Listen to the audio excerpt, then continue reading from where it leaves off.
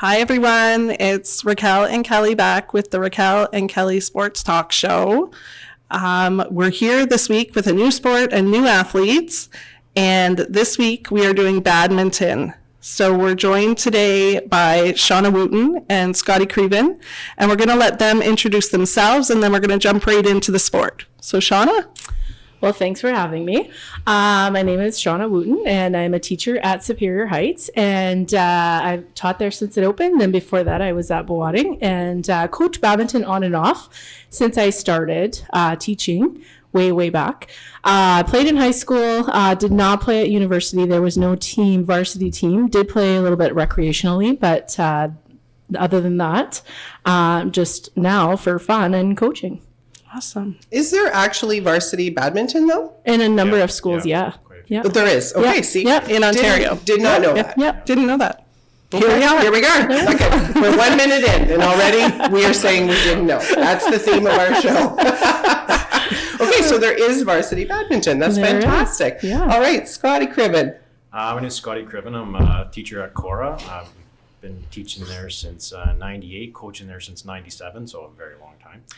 I started playing badminton in high school, and then there used to be a Sioux Junior Badminton Club I was a part of, and then went away to university, came back, started teaching, coaching, and I've been coaching at Cora ever since. And yeah. Okay, so is there still recreational badminton in town, or is it really only just you play in high school? There's that one at White Pines that has sometimes there's an adult club that gets out there. Yeah, and it's more for fun. There used to be a very competitive club. Larry Bobby used to run a competitive club back when I was in high school and when I first started teaching, and he was phenomenal. And but since then, there really hasn't been a competitive club in the city. Okay, so for most people, then really it's going to be high school is where you're going to be introduced to the sport of badminton. Yeah. Then. Right? Yeah. Okay. So as per usual, Raquel and Kelly know nothing about the sport of badminton. I love playing in my backyard without a rule. Like there's no rules. We just hit the birdie around and we have lots of fun. And so we need you to teach us badminton as a sport. So whichever one of you wants to begin, treat us like we're 10 years old. That's fine. Please. But teach us the basics of this sport at a high school level for, I guess, competitive badminton. Well, essentially, you're rallying the bird back and forth and trying to win as many of those rallies as you can so that you ultimately win 2 out of 3 games. Similar to volleyball. So you play 2 out of 3. In badminton, we play to 21. It is rally point, similar to volleyball. And the whole premise is if you win the rally, you win the point and the right to serve, and you continue on. Yeah, So what do you mean by rally points? Basically whoever wins, when the bird hits the floor on your side, you lose the point, or you hit it out. Before it used to be you had to play to 15, 2 or 3 games of 15, and you had to win on your serve to get the point every time. Okay. Now it's, like Shauna said, just like in volleyball, whoever wins the rally gets the point, you get to serve, and then there's points every time. So it's a lot faster. I don't think the athletes are getting as tired as they used to be when you had to play, like I said, win your point every single time. So it doesn't matter who serves, really. You can earn a point on either. Yeah, you either can earn serve. a point on Yes. either. A point. Yes, and that's how it used to be. When I played, you had to earn your point by serving, and that is one of the things that have changed over the years. Partially to speed up the game because sometimes the games could last a very long time if you have to earn every single point and you're playing 2 out of 3. So that is one of the things they've done to speed up the game a bit. Okay, so a game goes to 21 points. If it's a tie, what happens? Usually we play for our levels is usually win by 2, and then there's a cap. So if we're playing at 21, a lot of times we'll play, say, win by 2, cap at 30, say, for example. Okay. So you could win 30-29. Oh, okay. Yeah. So there is an end to it, but you can go back and forth. Like you screw up a serve, lose a point, and it happens lots of times. So. Okay, so every time you play, I don't even know the words, a set, a match? Match, yeah. Match? Yeah. So a match is 3 games. Like every time it's always 3 games. Well, 2 out of 3. 2 out of 3. Yeah, so it could be if you won 2 straight, then you would be I see, finished. okay, so it's just the best 2 out of 3. Yeah. Okay, so we always have questions. So one of the questions we have, and we were speaking with one of our athletes who's here about this, is is there a tryout for badminton, or how does this work? So we know right now that you have a lot of athletes coming out for badminton, which is wonderful. But is there room for all of those athletes to play? Like, what is that process? It really, that has also changed over the years. There used to be a limit to who you could put, how many you could put in each division. That's changed a little bit to make allowances for divisions who maybe you have a number of kids who are in the senior division, so you can, put more in that. At the city meet, you can now put 30 entries into the competition. So that means among your coaching staff, you decide whether that's going to be a novice, a junior, a senior, a doubles, a mixed, a singles player. Every entry counts as one. So you can have up to 30. So right now, with the numbers that we have well over 30. So if those athletes still come out and continue to come out, then there may be a situation where we have to look at making cuts. Not often. I haven't had to do that in a long, long time. But with the number of kids that are coming out, which is wonderful, some may have to, depending on who still continues to come out. Yeah. And that kind of segues into another one of our questions. What do you look for when all of these kids are coming out to tryouts? What are you looking for in certain athletes? Do you want to take that one, Scott? I don't know. I kind of look for, our coaching staff looks for like coachability, I guess it would be. Nice kids that are willing to do, they're not sitting there, okay, I want to play this and nothing else. I'm like, well, no, we're deciding what you get to play, and you're in there, they're trying hard, they're doing their best. I mean, like I said, it may not necessarily be the best person that you're looking for. Partnerships or kids that work better as them by themselves, or sounds kind of weird, boys that are going to be nice to a girl for mixed. Because partnerships can be like you try different things and like, oh, that's not going to happen, or look at this, oh, that worked, kind of thing. We didn't think that would happen. Because kids always want to play, I want to play with so-and-so, and I'm like, well, that's not going to work for us. We're looking for, as a team as a whole, what's going to do the best for everybody, not just that individual person. Right. And Scott saying coachability, that's our number one thing too. Most of these kids coming in, they're not really familiar with the sport. So if they really want to learn, they have to be able to listen and understand, and then, implement the things that we're trying. Yeah. And that chemistry, working with different people, is a huge part of the game. So, there's different, different attributes as being, a good athlete, being able to move on the court, but then there's also that person who sees the court really well. So it's difficult to say, you want the fastest kid, or the kid who can jump the highest, like some of the other sports, because it's so dynamic and there's so many different things you're looking for depending on what they're playing as well. Okay, so let's back this up to more about explaining the game. Okay. So you have said words like singles and doubles and mixed, and I think I know what that means, but maybe you could just explain it. So there's different. So sometimes you only have one person on the court, right? And double, so maybe explain that a little bit to us. Yeah, so singles is 1v1. So if I was a senior ladies singles, I would be playing another senior ladies singles. Okay. Doubles could be 2 ladies doubles or 2 men's doubles playing against each other, and mixed is exactly as it sounds. 1 boy, 1 girl on the court. And then they would be against another mixed team. Yes. Right? So you would never have like 2 girls against 2 boys. Right. Not in competition. No. In practice all the time, but not in competition. No. Okay. Now, I have a question about doubles. So when you have 2 people on the court, and I know one of the big rules, of course, of badminton is your boundary line, right? Like you can't hit it out, right? But so are the players covering? I'm trying to explain this because listeners, I'm using my hands. You have to work with me here. So I'm trying to explain this. So you've got a court divided in half. So you've got a player on one half, a player on the other half, because we're doubles, right? So we're doing the front, we're doing the back. We each got half. Or is it, when we do doubles, is it more you're covering the front and I'm covering the back? It's very fluid. Yes. Oh, I see. So it's not set. A lot of the kids say that all the time. Okay, you play front, I'll play back. We're going to play side. It doesn't work like that. It's constantly moving depending on where the bird gets hit. And you're reacting to it. And it's usually, we talk about like a counterclockwise rotation. So you're constantly rotating. Okay, you go up, I go back. If we're on offense, we're front and back. If we're on defense, we split the court side to side. So a lot of it depends on where the bird goes, what you're doing, to know what's going on in the court. You're not staying static in one spot or the other. So then what makes a good doubles team?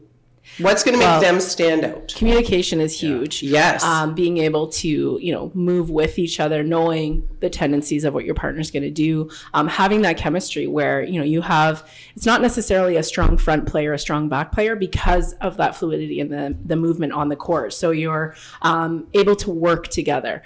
Being a teammate in general on any team is important, but when you have that doubles team, they have to be able to know when they can lift each other up if someone's down.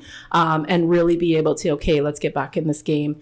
If someone's struggling with one part of the game, maybe their partner can help them out. And that's really important with how they work together. Because if they end up just getting mad at each other, it's just, they're done. Mm-hmm. Yeah. Right. Yeah. Exactly. That makes sense. Kelly, you got a question? I do. Why is and I'm using my hands now. I use mine all the time. This is difficult. Why is it called a birdie? I'll let Scott take that one.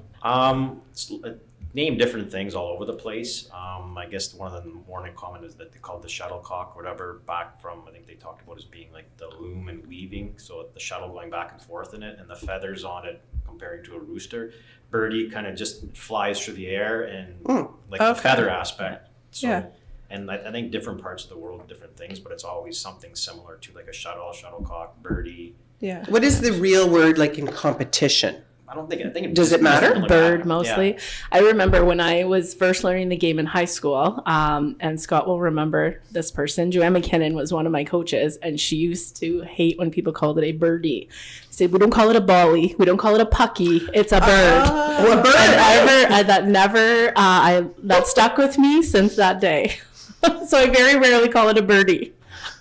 Very good point. I feel like saying it's a shuttle sounds so much more like professional at a competitive level. Like birdie's what I use in the backyard. Yeah. Sort of thing, right? So how do you motivate your athletes in badminton? Well, the great thing about badminton is when you're in a practice, you have athletes from grade 9 to grade 12. You have all ages of skill. You have all ranges of abilities. So it's really important that you are, spending some time with all of the different athletes at the different skill levels. So for me, being able to allow some of our senior students to help with those younger students, help them with drills, point out some things to them that they've heard me point out to them for the last 2 or 3 years, is really important. And it gives them that leadership role, and helps them to, kind of remember that, if they're strong players in our practices, then for them, working on skill refinement is going to be really important because maybe we don't have athletes that are going to push them as hard as they really need to be pushed. So it's difficult when you have some of those athletes, but, looking at the end goal of doing well at the city meet, hopefully making it to NASA, that is definitely a motivating factor for a lot of students. Do you find that you have students coming in knowing the sport? Not so much. No. There's not a lot in elementary school. I know they've even talked to us about having like a clinic to say, bring it in and introduce us, or we do this, or a little bit of it. But I think a lot when we used to have, like say the club with Larry Bobby started in the Sioux a long time ago, we used to have that brought a lot of it into the high schools. Now, not so much. Depending on the school, if you play a lot of it in class, like I'm a badminton guy, so I'm like in class, in phys ed class, yeah, of course I'm playing it. And right. We do some kind of different things at the school too to promote it. And it's difficult for the elementary schools too because a lot of them don't have the equipment or don't have and that was the my next poles in the question. floor. Yeah. So they can't, even if we gave them the equipment, they wouldn't have the ability to put the poles in the floor to actually have the courts. So it's a lot coming in fairly new and fresh. Mm-hmm. That's so different from a lot of the other sports that we have in town. Like we did basketball last week, but we have kids that start basketball small ball. Like our boys started in small ball, they were little. So we have a lot of club and a lot of other opportunities for a lot of sports that when they get to high school, this isn't brand new. They are quite well established, right? Soccer, football with SMFL, like there's lots, right? Yeah. But not badminton. No, and what they know is from playing in their backyard. It's from playing in their backyard. So it's it is different compared to almost all of the other high school sports in that way that there's almost all starting, I would guess, from a fairly equal place. For the most part, when you're talking about knowledge of the sport, I would definitely agree with that. That's really interesting. And how do you foster sportsmanship, which is a big deal to Kelly and I, because we don't understand the technical stuff of any sport. So we look at things like energy and effort and sportsmanship. Yeah. I would say a lot of it's, like I say, through example, or you're talking to the kids, and the one big thing I always tell them is on the court or on the field, whatever matter what you're playing, is you're representing yourself, you're representing us as a coaches, and your school on top of that. So as far as it goes, when you do something, don't just think it's just on you acting immature or whatever, or throwing the violent little hissy fit kind of thing that happens. It does. Teenagers. Yeah. Those So teenagers. it's again, and making sure that they know and understand that. I think that comes from us, I guess. And I think too, the nature of the game really promotes that. We don't have referees, we don't have lines people. They're responsible to call that on their own on the court. So, and that's something we talk about. It's not, you get to call your line, so you cheat on it. It's, if you don't see it, you give it to the other team. And that's very much a part of the game. And I go through that a lot with our team, that it's a gentle person sport. It's the etiquette of the game is really important. And it's the integrity of the players that are, that make it what it is. And so it's important in that, that we foster that sportsmanship and that, collegiality among the game. I love that. The one thing I love about badminton, and Scott can probably talk to this too, is once we are, beyond our city meet, like we've traveled together, all three schools traveled to NASA together. We've gone to tournaments together. They're cheering for each other. We played in tournaments last year where, we matched up kids from different schools to play together. So it really is an excellent sport to bring the schools together and to bring that sportsmanship around. That's wonderful. So our time is already up. Like, how did that happen so quickly? And I think that's a really great way to end, right? To talk about the etiquette and the sportsmanship, because those things matter, and athletes are going to carry that with them, we hope, well into the rest of their life. So as always, Kelly and I have to say thank you. Thank you. No problem. Yeah. Anytime. We hope to see you in the stands. Yes. But not yelling. We don't yell in badminton. Then I don't want to go. Okay? Then I'm not going to be there because the only reason I'm there is to cheer. The parent gets removed from the badminton. Oh, is that a technical foul? Did I get a technical foul then? Is there someone going, shh? There could be. Yeah, there could be. It would be me. It would be me that would be shushed. I would be cheering. Thank goodness you told me, because if I ever did go, I would get in trouble. But We just learned so much in a short period and of time. the biggest thing for me is that I can't cheer at a badminton. Oh, that hit me hard. You can but- clap for a good rally. Okay, or a thank good you. play. At least I've got Yes. something. Oh, goodness. Thank you so much, both of you. No problem. Thank you so Thank much you for for joining having us. us. Yeah, you did teach us some things, and I really enjoyed hearing the passion that you have for your sport come through. So I know that teenagers never say thank you, so we are going to always be saying it on their behalf. Thank you for the time that you give to this sport, that you give to these students. It is appreciated. It is noticed, although, bless their hearts, they probably don't say it very often. Badminton kids actually often Do do. they? Yeah, I'm liking these badminton they smart. are. They're lovely kids. Yes. Yeah, and often they do. They say thank you as they That's leave. wonderful. Yes. That's great. Yeah. Yeah, that's a great way to end this segment, isn't it? Yeah. All right, thank you so much. Thank Very you. well. All right, now we have our badminton athletes. So we had a great chat with our coaches. We've learned a bit about the sport, and now we've got two athletes here who are going to share their experience with us. So we have Jade Line, who is a student at Superior Heights, and we have Anthony Nero, who's a student at St. Mary's. So we're going to ask both of you to tell us a little bit about your actual history with badminton. And Anthony was voluntold that he was going to go first. Yeah, so my history with the sport, it started actually before high school. My friend, or actually my best friend, his name's Vedant. His dad was at this little badminton club thing. The coaches talked about it a little bit at Pines. So he brought me to it one day, and honestly, I found the sport really, really fun. So decided grade 9, let's give it a shot, see what it's about. It was pretty fun, played it, really enjoyed the sport. Then coming into grade 11, my achievements in the sport are me and Vedant are back-to-back city champs, and last year we were NASA champions for men's doubles. Well That's done. amazing. And I love the shout out to Vedant. Hello, Vedant. You better be listening. He's the one who introduced me. I had to give him a little something. That's fabulous. Love it. Well done. And Jade, what about you? Okay, well, I actually did play it in elementary school, so I actually remember playing it a lot and just like having like an immediate attraction towards the sport and like finding that I had like raw talent towards it, making me like it more because I was able to beat some of the guys that I, probably can't beat anymore. But Well done. Well done. Yeah, so I mean, that was probably one of my first sports that I really saw that I really enjoyed and saw that I was really good at. And so then you joined automatically when you started high school? Yeah, it was my first sport. I didn't even play basketball in grade 9 because I was super nervous. So yeah, badminton was my first sport for high school. That's awesome.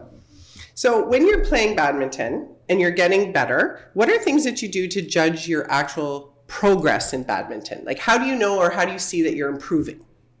Well, personally, I compare myself from now and then. So as an example, in grade 9, I couldn't receive smashes. I couldn't really do smashes. Like they would just be a flash to me, like they'd be there and then gone. But now I'm able to properly see them. And like it's half and half. Like I can receive them sometimes. It's just like a reflex now. Sometimes I can receive them well. Sometimes I can't. And my smashes are like 70% there. Sometimes they're just like a really hard clear. But sometimes, yeah, So this is a great badminton term, a smash. I love it. Yes. What I'm visualizing is you just hitting that birdie as hard as you possibly can. Is that what a smash is? yeah, basically, yeah. But not out of control. Well, no, Are yeah. you trying to place it somewhere on the court, or are you just trying to hit it so hard that they can't get it back to you? Well, if you're newer, then you probably would just do what, like, out of control kind of thing, like the best you could. But as you get older, you are going to try and want to place it more and have more of a technique towards it, I'd have to say. Because a lot of people just, like, go as hard as they can, but you're supposed to have it really high and just, like, the flick of your wrist and such. So, yeah.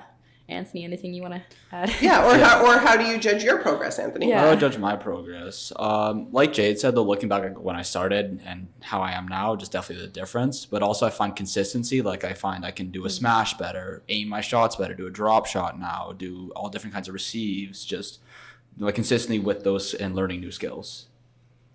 What's a drop shot? You beat me. Yeah, fair enough. Okay, listeners, again, you can't see us, but like Kelly and I just made eye contact and both of us had this expression like, what are they talking about? Okay, so what's a drop shot? Well, I'm going to use my hands, so good luck, audio listeners. But so you have the court and you have your net, right? Yes. So the smash, like Jade said, is like a powerful hit, trying to get it down, kind of like that. A drop shot is where you can almost fake a smash, but then touch it very lightly so it trickles over the net. the Okay, fake so out. it just drops over Yeah, the so it's net, just right, right? pretty much in front of the Sneaky net. shot. Very sneaky shot. Okay. I get that, yeah. Nice. So we learned last week when we talked about basketball that it's every night, it's 2 hours in the gym, it's the coaches are there, all the teams there. What does training look like for badminton at the high school level? Well, at St. Mary's, what we do is for practice, usually we do start off with some drills. Obviously, just warm up, stretching out, just making sure your body's ready. Then we'll go into some drills. So we do like some receiving drills. Basically, I remember one of them is your partner or someone you're just paired up with will point to a side of the court. You run there, a birdie will be hit, you return it, do that a bunch, or a lot of serving practice, especially because you can't really start off a game if you can't serve. So a lot of that, and then generally just a lot of games, a lot of practice, a lot of just playing, seeing different scenarios, trying different things. Is there anything you do without a racket in your hand? Any training like with your feet, or I'm thinking you got to be quick on your feet. Mm-hmm. Yeah, a lot of footwork, but usually just the rackets in your hand, you're just kind of practicing the stance and shuffling left, right, back, whatever. Just we have the racket ready. So if a birdie's coming behind you, you can run back, your racket's already ready, and you can return it. Is there suicides in badminton? Happily no. Anthony is a basketball player, I so can attest. he knows about suicides. Please. Yeah, but no, I have not run suicides in badminton, and knock on wood, I don't. And you don't ever have to. That's awesome. So you'd mentioned drills. Do either of you have a drill that you like? What is your least favorite drill? Speaking of suicides, right? That comes out a lot in other sports. But in badminton, what would be your least favorite drill? I mean, I think these are like almost as bad as suicides. It's like it's almost like Tabata, but worse. It's like you do fast feet and then you're like doing twists and then you're doing like jump frontwards and backwards and sideways, and it's horrible. So very aerobic, right? Very, yeah. And you lots do of that for cardio. like a while. And like I obviously noticed a difference between the beginning and the end of the year last year with like my lung capacity. Yeah. So it was definitely a helpful little thing to do. But I couldn't like I hated it. It was the worst thing I've ever done in badminton. You hated it, but you appreciate it after. I would never tell them though. But we won't. You know what? If you're listening, you didn't hear it. Jade did not say that. Cut that from the record real fast. Cut that out. What about you, Anthony? Do you have like a drill that you're like, no, not this one? Well, I can't really. It's not a cardio drill, more or less. But what our coach would do is to work on our serving. She put a little bucket in the corners of the service box, so you either have to perfectly pick a short corner or a long corner. The amount of times I've missed that damn basket, it's so painful because it's like a small little Tupperware container. Well, not small, but like A little Tupperware container. I don't know. So it's like we get about the point. yay big, It's not right? very big. So it's just a lot of, you grab a bucket of birdies and just keep hitting it and hitting it and hitting it and hope it gets in the basket. Like about the size of like the coffin or smaller. Man, like I guess like kind of like the size of that laptop. I guess like an average kind of laptop for anyone who's listening. It's not very big. Okay, yeah. You have to tell us what a coffin is. Yeah, I guess that's We don't know. Okay, well, I don't know if everyone calls it a coffin, but we do. It's like, so you have the court, and then the top corners, that like, it looks like a coffin, like the little rectangle. Oh, yeah. I see. So Okay. that's what we call a coffin. A coffin. Yeah, it's Okay. definitely, I would say that's small. Okay. Kelly and I shared a look there again. Like, we don't know what you're talking about. All right. So when you're going to go to play an actual like competition, do either of you get like pre-game jitters? Do you get nervous? And if you do, what do you do to relax to get into it? I get unbelievable jitters. I actually, like, to the point where sometimes, like, I like almost puke or I actually start crying. Yeah. It's honestly horrible. Like, I will start crying, I will start shaking, and then I'm on the court and I'm like, oh, okay, whatever. No, I'm fine. It's fine. Yeah, for me with jitters, I also get jitters. I wouldn't say as bad as almost throwing up, so you got that one beat, but it's just, I'll always be like super nervous, hands are sweaty, shaking, and then as soon as I get on the court and I start getting in my groove, maybe I hit a good shot or something, then nerves gone, I'm just focused on the game. Mm-hmm. So we learned from the coaches that there's no refs, but is there any rules that you struggle to remember in the match or the game or the set or? Well, one rule I definitely violate a lot is when you're serving in badminton, there's a service line you can't step over. Okay. I'm consistently over that line. Yeah. Now, are you allowed to touch the line at all with your foot, or you have to be completely behind it? Honestly, I'm not 100% sure, but I'm pretty sure, like I said, I violate this rule a lot. I'm pretty sure it is very, like, you have to be behind the line, and maybe if like a little bit, they'll let it slide. But Okay. yeah, I'm pretty sure it's behind the line. Jade, what do you think? Is it completely behind the line for serve? I think it can be touching the line because it's their perspective, my perspective, and their perspective of the lines, and where my feet are two different things. Plus, a lot of people, unless told by their coach, usually will not call it. Like from Okay. what I've personally noticed, and Right. then also like one that I actually personally struggled with was swaying my racket back and forth before I served, just to make it, just to make it like, more, so I can aim it better.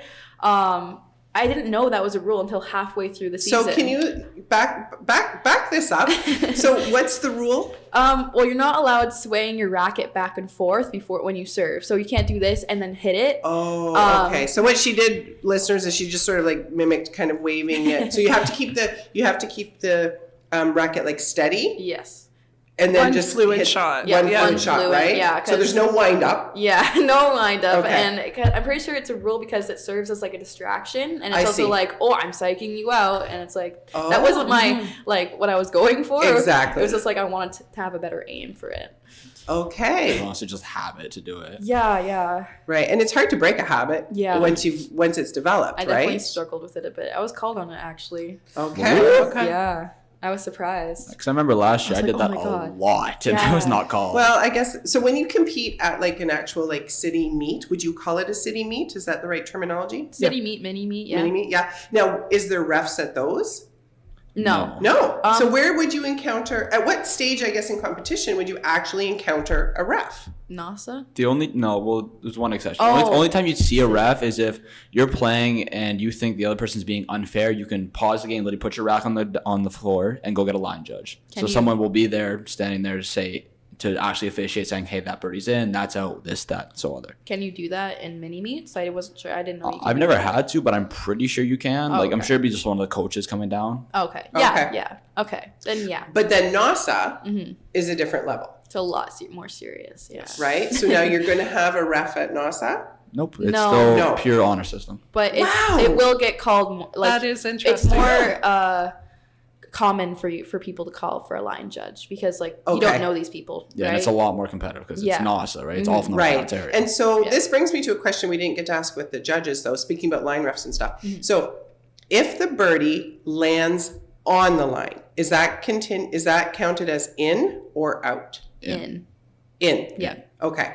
So as long as it touches the line, it's in. So which is similar to like volleyball. Yeah. Yeah. It's that same rule. Yeah. Okay. So then why would you be calling a line judge over? Because you're not sure if it landed on the line or? Well, as an example, last year, it was my friend playing, and they called it out when they were like, "No, that was in. Like you're lying." Like it's like in a situation where the other team would think, "Oh no, they're lying, they're cheating." You know, like if you think the other team's cheating, then that's where you'd be like, "Hey, no, a line judge needs to be called." You know. Yeah, if they're deliberately making like bad calls in favor of them just to win, then that's when you'd get a line judge. Which I think goes against the etiquette of badminton. Yeah, no, for sure. Like Right? you will have those people, but for the most part, like sometimes it's just perspective, like I said, because like I've hit a birdie and I'm like, oh, that's in, and then I'd go and I'd look and it would be out, and it's like it's all about like perspective in that kind of way. So Yeah. Because usually you wouldn't do that. Like if they make one bad call, usually give them the benefit of the doubt. Maybe they saw it differently. But if it's like back to back to back, you're saying, Right. okay, they're Multiple. literally cheating. Okay. Yeah. So Do you guys think there's a difference in how boys play versus how girls play? 100% yeah, Yeah. I'd say so. So what would be an example of that? strength. Strength. Okay. So, So- a smash, Yeah. for example? Okay. That's a good example. Yeah, because like I did my first like mixed mini meet last Yeah. year, and the difference, I actually one of the dude's rackets snapped in half and flew right by my face and Oh my almost gosh. killed me. Oh my Yeah, gosh. It was Really? it was the most scary thing I've ever Wow. experienced. That would be, yes. Yeah, I was like, I didn't So know that's that a could lot of happen. strength. That, That's a lot of. Or that's one flimsy racket. That's true. That is true. Okay, so strength. So what are some other differences between how boys and girls play? Play style probably because I remember when I play with my friend Vedant in our doubles, typically we try to play sides, but like the coach has said, it's fluid, it's ever changing the game. But when I would always play mixed, I as the guy would always play back because typically I had stronger hits for receives and sending the ball for birdie for clears. Okay. So then you would do more like the girl would play front and the boy would play back. How I did it, yes, it might Yeah. be different other places, but that's how typically That's I did. the traditional way to do it. Yeah. Okay. So I'm thinking about this. Is badminton the only, maybe it's not though. I was going to say, is badminton the only truly co-ed sport we have where we have boys and girls playing together on the same team? Like I think like we have boys and girls who do wrestling, but they wouldn't compete against each other. Right. You don't have mixed volleyball. Girls do play football. Yeah, I was That gonna is say true. You do have some football. girls playing football. Like otherwise basketball is separate. Right. That we don't have a lot of sports where you have boys and girls together on the same team Yeah. as equals, right? Yeah, definitely That's not. true. Yeah, I'm trying to think, and no, mean- I'd have to maybe. I don't know about pickleball, but pickleball Maybe might be Probably really- pickleball. Oh, maybe curling. maybe curling. curling. curling. Tennis is well, that's not really a high school sport. That's I not a high guess, school so. sport. Oh. Yeah. We don't know. Well, Yeah. this is now we have to ask these The questions whole all the premise of time. our show. The whole premise of our show. I just gave you guys more episodes. You're we welcome. have, you know what? Now we're in season 3. Like this is Yeah. this just keeps growing and growing with all of these questions. So if you were going to convince somebody to play badminton who'd never tried, What would you say to them to convince them to play? Well, I think it really helps with your like agility. It also like it helps health wise too, like with your cardiovascular health and everything, and like it helps with your reflexes. But it's also just like a good social aspect to add to your life, you know, because I've definitely made friends through badminton or gotten closer to people through badminton. But also like you're playing on the same court, you have to be able to jive together in order to play together, right? So I mean, there's a lot of points for social, but also like you definitely get healthier and, you know, that kind of stuff. Yeah. Anthony, anything you would add before we wrap up? Yeah. I mean, on top of what Jade said, it's also just a really fun sport. Well, that too. People, I assume people like underestimate it and just don't think, oh, it's badminton. It's probably not that. Maybe even like a lamer sport because it's not as big as some other sports like basketball, football, all that. But it's still really fun and just really entertaining and just really good to play. Yeah. I've enjoyed so much at badminton. Mm-hmm. What a wonderful way to end this segment on such a nice, positive note. I love playing backyard badminton. Now I feel like I need to venture into competitive badminton. Would recommend. We'll see. So thank you very, very much for sharing your love of the game, spending some time with us. I hope you guys had fun. Yeah, big thanks. You guys did great. Thanks for having us. Thanks for having us. Yeah. Yeah. All right. So season 2, we'll see you. Yeah. Yeah, 100%. Sure. Okay. We'll be here. Thanks, Jade and Anthony. Thank No you. problem. Thank you. Have a great badminton season. Thank you. And we're back. And this week we're learning about cross-country skiing on the Raquel and Kelly Sports Talk show. Today we're really excited to be joined by Greg McLaughlin, who is a coach with White Pines here in our city. And he's going to teach us about cross-country skiing as a sport. So Greg, if you want to introduce yourself and let us know your history about the sport. Sure. I'm what I like to call a fraud. I came by the sport late, so I skied maybe a couple times as a kid.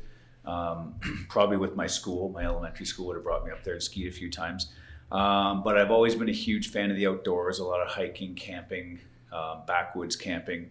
So when I came back to the Sioux from teaching in Nunavut, one of the first things I did was buy a pass to start cross-country skiing just because it was the outdoor thing to do in the winter and I was too poor to be a downhill skier. So I fell in love with it immediately. Just being outside at Hiawatha and at Stokely really drew me into the sport. It's a great way to get in shape, and even better, it's I played university basketball, really hard on the joints. It's what you call like a hard sport that's hard on the knees, hard on everything. And there's a lot of soft movements in cross-country skiing. So when the first couple of years I did the sport, and even still, I would be getting passed by 97-year-old Finnish men. And I thought to myself, like, I want to be that guy. This is a great sport to grow old gracefully with. And then my kids, when I had kids, I started putting them in skiing because I wanted them to grow up not being ignorant to the sport like I was. And like now my daughters can totally kill me on the, like they're skate skiing and their technique is beautiful. And I'm just like trying to keep up. And then I took lessons for a year. The club provided free lessons. I think because my kids were in the sport and I was in the club, I got free lessons for skate skiing, which was eye-opening and awesome. And skate skiing is something that I got into after about 5 years of the classic discipline. That's kind of your next step as a skier. You get in and you classic ski for a couple of years and then you go, I think I'm going to give it a try. And skate skiing is an awesome way to get through the trail. It's a little bit faster. It's a little bit of a harder workout. I kind of call skate skiing like going for like a run and going for a classic ski. Like you can go hard on classics, but I kind of think that's more like a brisk walk, at least for me at my level. And then my kids started racing more and they started getting more into it. All three of my kids ski now. My youngest daughter last year won the Ontario Youth Championships because she's on snow so much. She's always following her sisters. And Wow. she's a really good little skier. And then a buddy of mine wanted to get skiing back into the high schools. It was around during the 70s and 80s, and we wanted to do that. And so last year we applied to get it approved through the Algoma District School Board and the Huron Superior Board. And lo and behold, they said yes. So now we've got high school skiing on the go last year, and this is our second year.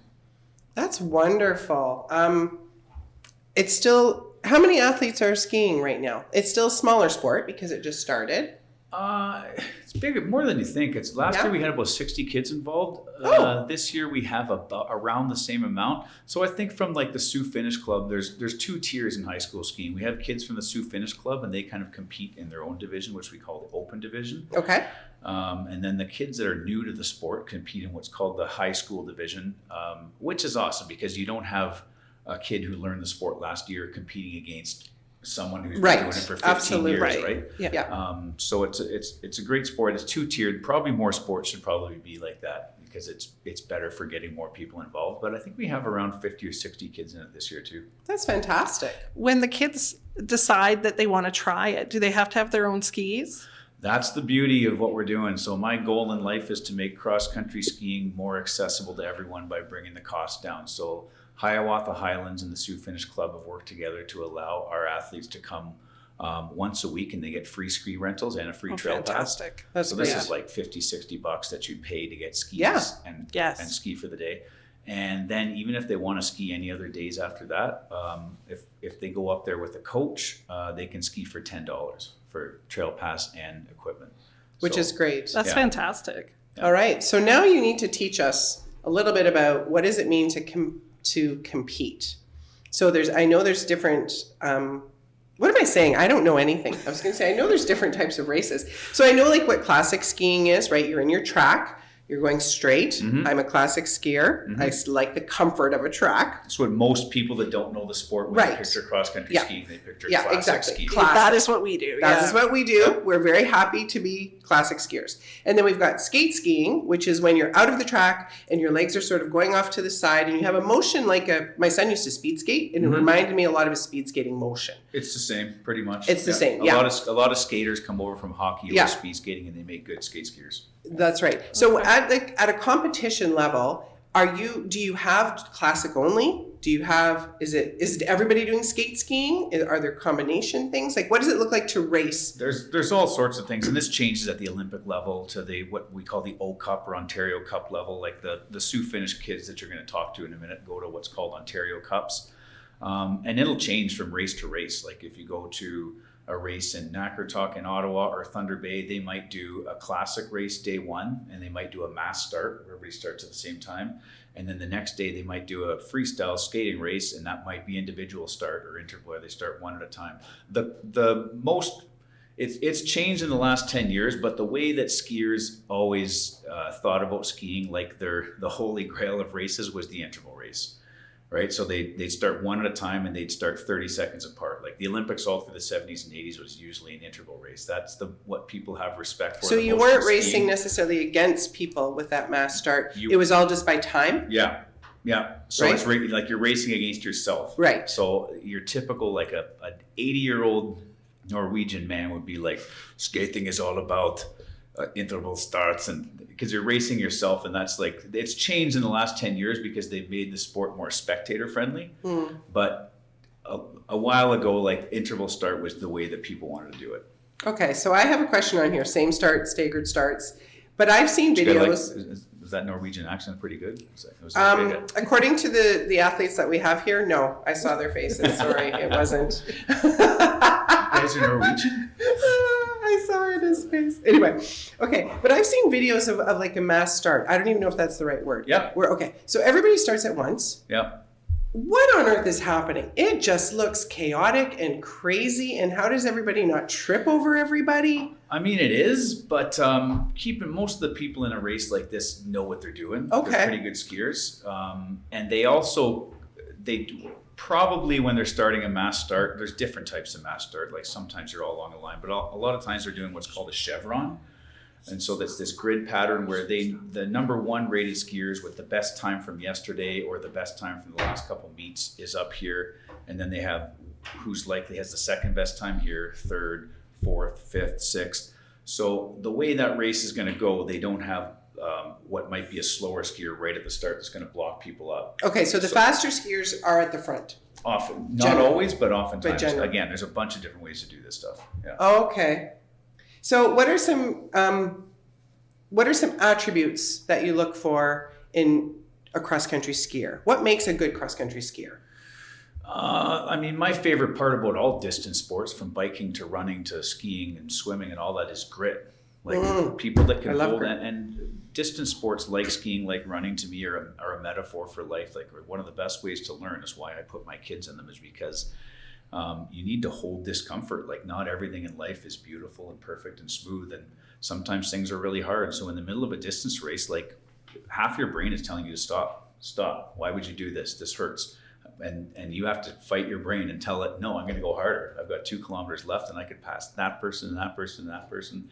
So that's my favorite part of the sport, is grit. If you get a gritty athlete, they're probably going to make a pretty good distance athlete, because they can hold discomfort for a long period of time. But other than that is smooth and technique. Like, a lot of people don't think of running or skiing with technique, but I mean, in skiing, it's all smooth technique. Like, you can see someone ski by, and probably even someone with untrained eyes like yourself would recognize, like, Oh, that looks good. Like, I am yeah. passed regularly by people that are way older than me, and they are just smooth, and they go past me, and I'm like, I am working twice as hard to go half the speed, Yeah. because their technique is beautiful. I don't understand it, and I want it, and I don't have it, but it is a beautiful thing to see. That still happens to me, and I'm at like an intermediate level now. I know how to do all the strides, and I'm pretty good, but I still get passed by people that I know are in worse shape than me. But their technique is so good, they don't have to work as hard. They've got great balance. They just make it look easy. They do, and it's tough for me to watch. So at the high school level, because it is new here at the high school level, I don't think there's probably a tryout. So everybody who comes can try it. Yeah. But does everybody who comes out at that call, do they get to compete? Yeah, with a caveat there. So we had some kids last year that were really, really new and fell like every 4 seconds and had a really hard time with hills. So for them, they got to compete, but we did an exhibition, like a shorter race that was kind of like an exhibition thing. And then we didn't have them go to NASA, because at NASA the course was a little meaner. There were some hills. Like, it would have been dangerous for some people to ski a course with like curves on a hill and stuff like that. So, but we still have a way for them that we can have them ski a nice, easy course, and that way they're still getting into it. And then maybe the next year they can compete. Right. I love how inclusive that is. Yeah. For all levels. It's such a beautiful sport for that. Yeah. So I have a question about actual races. Mm-hmm. So are races always measured in distance? Like, I'm doing a race, like I'm doing a 5K today, or I'm doing a 10K. Like, how do you determine different races? Yeah, most of the time, like in the high school system, we have junior and senior. Juniors grade 9s and 10s, and the seniors are 11s and 12s. And the junior race is 5K, and the senior race is 7K. Oh, okay.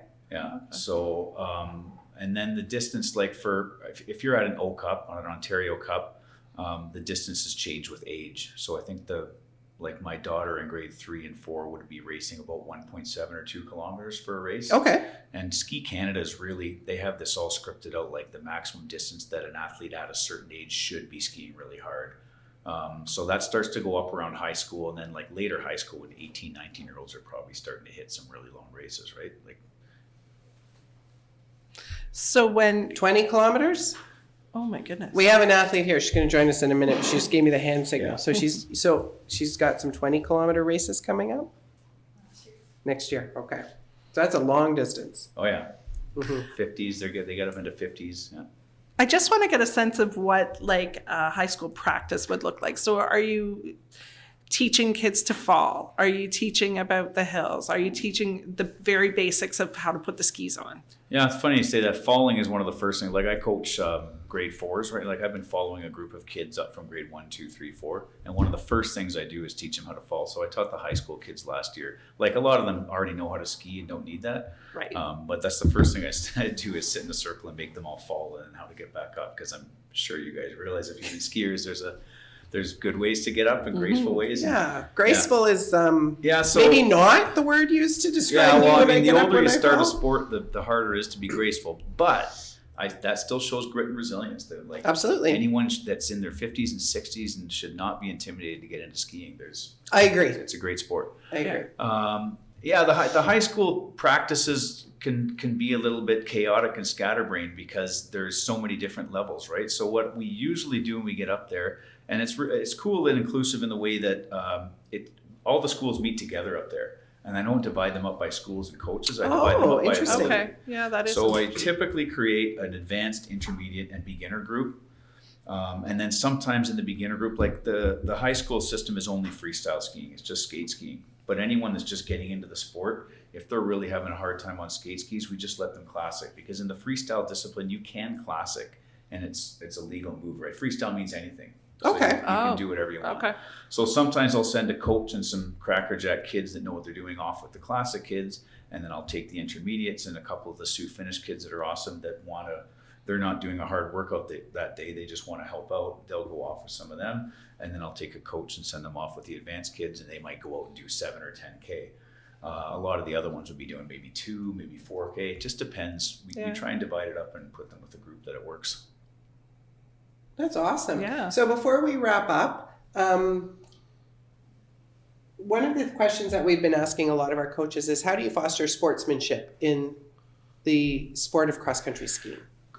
Cross-country skiing is easy. There's always been, traditionally, it's within the sport of cross-country skiing, there's always been an element of sportsmanship that just goes with the sport. That's fostered from a young age. For example, our kids are always taught to thank all volunteers and coaches and officials when they go. Nice. Like if they're skiing by someone or walking by an official and they recognize, they're taught to say like, hey, thanks for what you're doing. Thanks, it's really awesome that you're out here.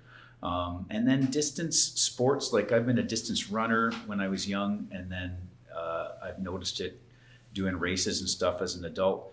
Distance sports aren't trash talking sports. Like I played basketball in university, that's a trash talking sport, right? Yes. And there's an element of cockiness and arrogance to that sport that's probably sometimes necessary, and that's fine.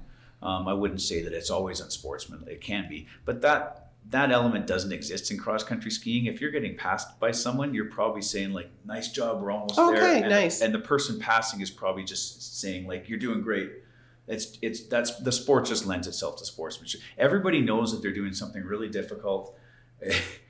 You don't need to be cocky and arrogant in cross-country skiing because we're all tired. Right. We're all trying to We're all working hard. 7K. Like I ski with a couple of guys who are better skiers. They're just fitter than I am. Mhm. We're all about the same level, but like they know that I'm kind of the fat guy on a ski with the fit guys, and they always like every 3 or 4 kilometers we stop at the top of a hill, we wait, we have a drink of water, we talk for a second.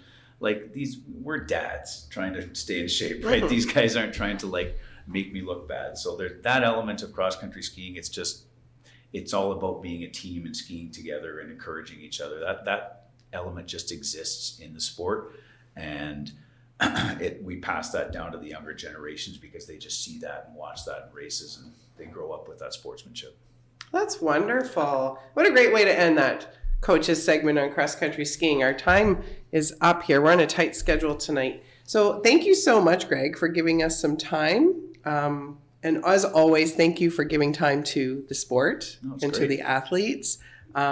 It's always greatly appreciated for sure. And we really do thank you for giving us some time today and teaching us some things about cross-country skiing as a sport, not just a Sunday afternoon hobby. Thanks for having me in. Thanks very much. Thank you. Here we are now with our cross-country skiing athletes. We have Eric Carey with us from White Pines and Anatole from Superior Heights. And we're going to just learn from them a little bit about what they're doing currently in the sport and their history. So not sure which one of you wants to go first. I can go first. Anna, Okay, Anna. tell us Okay. about yourself. So I started skiing when I was 4 years old in the Jackrabbit program. It was something I think my mom and dad wanted me to get out of the house and do something. They just wanted me to try something new because why not? I think my dad had tried it in high school, so he thought, "Ooh, I can do this." He helped coach when I was in baby bunnies. From that age, we started doing little time trials. So I was starting racing like at the ripe age of 4. I found it fun. I got my first medal. I was pretty happy about that. Pretty shy, but I was like, "Ooh, gold." Very exciting to a 4-year-old. And then I just kept on racing just for fun. And then once I got to grade 4, after that, I finished that. And I thought, you know what, I actually want to keep on racing. So I did racing rabbits. I started going to out-of-town races. So I went to Ontario Winter Games, but I also went to the Youth Championship. So that was my first big race out of town. I came dead last, but it was really fun. Peterborough didn't have as great as trails as I thought they would, but I still thought it was fun to be out of town with other people. I'm still racing now. I went to nationals last year, so that was a fun experience. And so I started high school skiing too, which was fun because I got to see my friends try it. I convinced them to do it. Lots of bribing, but they still enjoy it. Little private lessons here and there, but yeah, that's about it. Oh, that's great. And Eric, what about you? So I grew up skiing. I was being pulled in a pulk before I could even walk. Oh my goodness, you were one of the. I admire those parents that can ski and pull their child behind them. Oh yeah, it's crazy. My mom was coaching at a very high level for a very long time, so I went to like nationals basically when I could just start skiing because she was coaching athletes who were racing there. So yeah, I was around high level racing for all of my life because she's coached for so long. And yeah, I was been skiing. I started the Jackrabbit program probably 3-4 as soon as I could, and then because my mom, she would coach, I would get private lessons basically at the end. I would be out there for 3-4 hours. Oh, wow. And because my mom had to coach the entire time, so it was very, very fortunate for me that there were people out there that were willing to do that. And then I loved it. I continued skiing throughout elementary school. And then in grade 8, I took a year off because I was having like injury problems. So I took a year off and I coached. And then I joined back to the race team in grade 9, and I've been skiing throughout. And then the last year I did high school skiing, so I went to OFSA, and we had at White Pines, we had a relay team came 7th at OFSA, so that was pretty good. Congratulations. That's exciting. Thank you. Yeah. I did not know. So you do relays in cross country skiing? Yeah, so they're not as big, but like for the high school races, they do relays because it makes it more fun. Okay. So but at the Olympics, they're not doing relays. Yeah, I think Canada got a couple medals for relays actually. Oh. They're usually like 2 people. Only yeah. 2 people. It's not Okay. like 4 people. You'll do a lap and then you'll take off. Okay. And then the wax techs will be like Oh. waxing your skis super fast. And then you do another other Okay. person's going, and then you just keep on taking off. But there's no like baton or something. There's no baton. No, Okay. no, you just have Okay. to like push each other. Yeah. Right. Okay. So I have a question that wasn't on our prepared list of questions, but it's just really about this season. So the snow situation. Awful. Awful. Absolutely awful. So how has this impacted you? Because you've missed a lot of ski time. Yeah. And so therefore, like, how does that make you feel, et cetera? But then also, what are you doing when there isn't snow? Well, we're just kind of like extending our dryland training because we're training all year anyways. So, Okay. like on Boxing Day, instead of going for a ski like I usually do, I went for a roller ski. So I went skiing on the road instead and like scraped my knee on the asphalt and not just like into a snowbank. Right. Like it just feels really different, I feel like. But like less kilometers, but you can still put in the same amount of hours doing other things. And then fortunately, we've had really good people to get out and like ask. So we got a ski at Searchmont earlier in the season because they were making snow. Right. So Oh, okay. when Searchmont first opened, there was no snow at Hiawatha or Stokely. So we got to go ski, and we had a training camp there. So we were skiing up and down the hills. So that was really good, and we've been lucky that way that we've gotten to go ski there sometimes. And then yeah, it's been unfortunate though also with the snow being so little that the races, like there was one race canceled completely due to no snow. Oh no. And then they've thought about changing another one, which I don't think it ended up getting moved. So that which it just makes it a lot harder because we haven't been able to train as much either. Right. So it's a lot more difficult to think that you're going to travel all that way to go and race. Yeah. This is a sport that your ability to do it, a lot of it isn't in your control because you can't control the weather, right? Yeah. Whereas like if you're just playing basketball, you just go to the gym, it's fine. So you guys have some challenges that are out of your control for sure. And this has been a terrible year so far for skiers. Yeah. So with the other sports, we've learned, that it's every day in the gym. They're going with their coaches. They're meeting for 2 hours every day. What does practice look like for cross country skiing? And do you have like a favorite or a least favorite drill, or is it different every time? I think it depends on the days. So like in the summer, we'll be like running, or we'll be doing strength training at Algoma U, which has been really great to have passes and doing different workouts. But then in the winter, we're skiing, or sometimes we also do strength, or we're skiing by ourselves. But that could be like interval practices up this hill like 10 times, or we're gonna go do a long 2.5 hour ski just to get some kilometers in and work on endurance. So it's always different usually. Yeah. So with team practices, there's 3 to 4 normally a week, and then they expect you to be able to train the other days alone, whether that's doing strength or whether that's going for a long ski. So most of the team practices are like the hill repeats or doing intervals, and then skiing alone, or like if you can get a friend to go ski with you, is more your long 2, 3, 4 hour skis. Oh, wow. So yeah, it's lots about putting in kilometers. Sounds exhausting. Yeah. But even like if we don't have a race, like this past weekend we had a time trial, so we were like going our race speed but at home, and it's a lot less pressure, and it's just trying to get like a time to see so you can improve. Okay, which sort of goes into the next question I was going to ask is, how do you judge your own progress in this sport? Is it just time? Like I just got faster, or is it, no, they both went, both shaking their heads no. They both shook their heads no. Okay, so tell us, how do you judge your progress in this sport?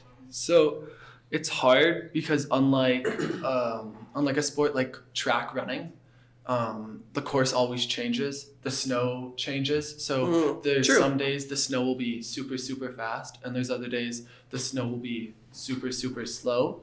So if you're on a slow day, you can't compare that time to skiing on a fast. So it's all about how you place compared to other people, like is how I look at it. So when I race, if I'm normally coming 20th and I come like 15th, then I had a really good race. Or then if I normally place 20th and I come 25th, then I did something wrong. So it's a lot harder in that sense that you can't just look at times, and because it always changes. And even like the distances, these trails were cut so many years ago that those distances, like if it's a 2K, it's probably not actually 2K. It's either a little bit shorter, a little bit longer, and that changes everywhere. So that makes it a lot more challenging for the times as well. So I have a question then, because I know at Hiawatha, if I'm skiing and I've used my Strava app, the 4K is not the Pinder's not 4K. No. Now when I log my kilometers, because I'm geeky that way, I will log that as a full 4K, but it's actually not. Okay, but so my question is, when you're actually doing a race though, if it's listed as a 4K, would you it's treated as a 4K, or are they actually going to we are legitimately measuring this to see? No, you just treat it as you just treat it as what it is. Because it's going to be close enough. Like it won't be super far off. So it doesn't make that much difference to race strategy unless you can nail it perfectly that you are done exactly at 4K, and if you have to go any further, you're going to fall over, which does happen sometimes. But all the time. But if you can't push it that extra few hundred meters, then you raced really, really well if you can nail it that well. Do you guys get nervous before a race still? Or are you such veterans at this sport that you've got a good handle on that? And do you have any superstitions? Anything that you have to do?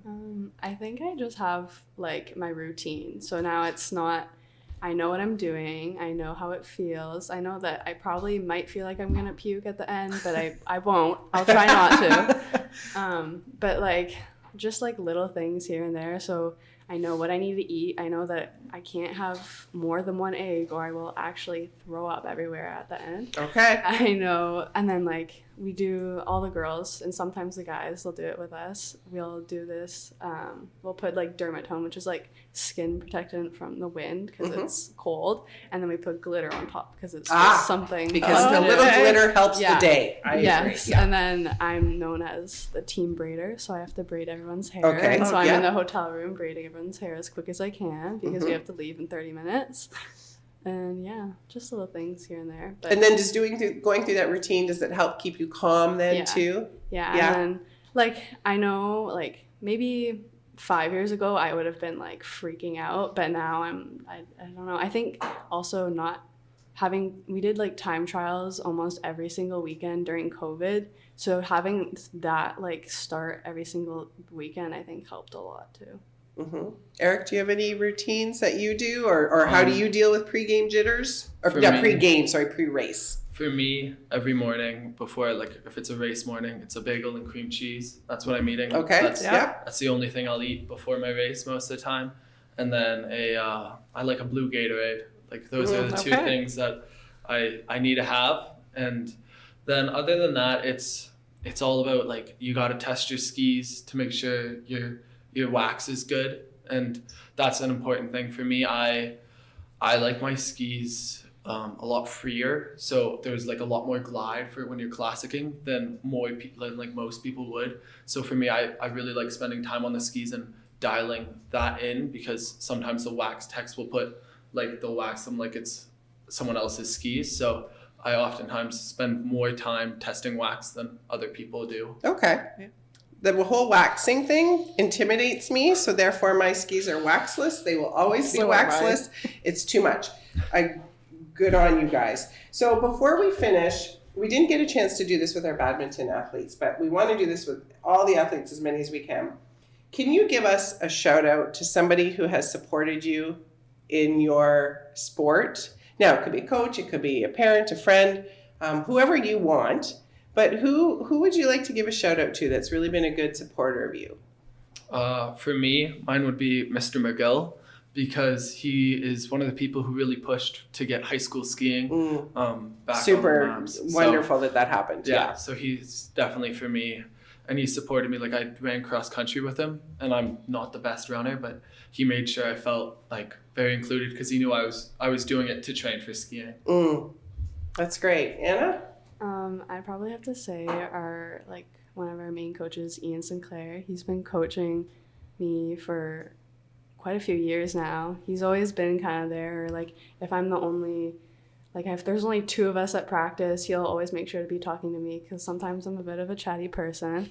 So he'll always chat with me. He's always checking up on me, and he'll like just give little comments here and there, just to kind of like, if I'm not feeling great, he'll just kind of boost my mood a bit.